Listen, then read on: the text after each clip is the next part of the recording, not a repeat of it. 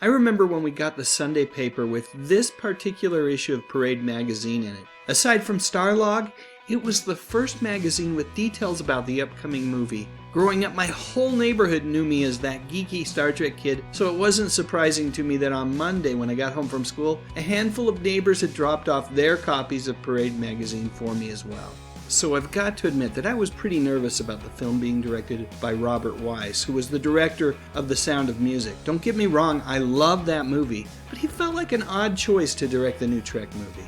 And then there were these two, Stephen Collins and Persis Khambatta, Decker and Ilia. New characters originally created for what was going to be a new Star Trek TV series. However, when Star Wars happened and Paramount realized that they needed their own space adventure franchise, these two characters made the transition from TV show to big budget motion picture along with all of the original actors. Even to this day, I must admit that I don't like those gray uniforms.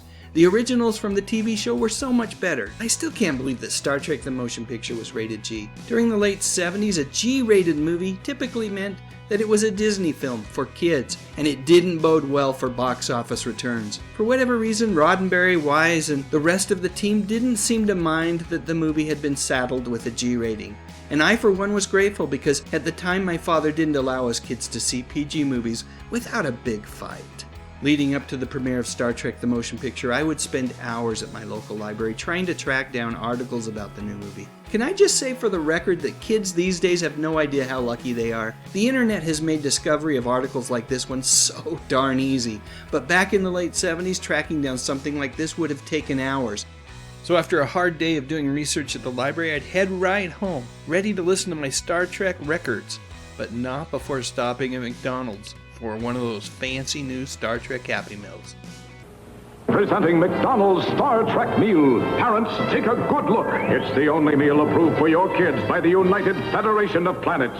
Outside, the Enterprise, action, intrigue. 5 exciting boxes based on Star Trek, the motion picture. Inside, a regular hamburger, fries, soft drink, a McDonald and cookie sampler, and a Star Trek prize. Star Trek meal, games, jokes, puzzles. Your kids will love them. McDonald's Star Trek meal. Okay, that's all I have. Here's one final picture from Star Trek the Motion Picture. Did you enjoy the Enterprise's first big screen adventure? I did. Or did you leave the theater scratching your head just a little bit? Of course, the next Trek movie was much better. Con! Anyway, you all know the drill. Please share your thoughts in the comments section below, and if you enjoyed this video, please give it a thumbs up. That's how I'll know if I should make more like this.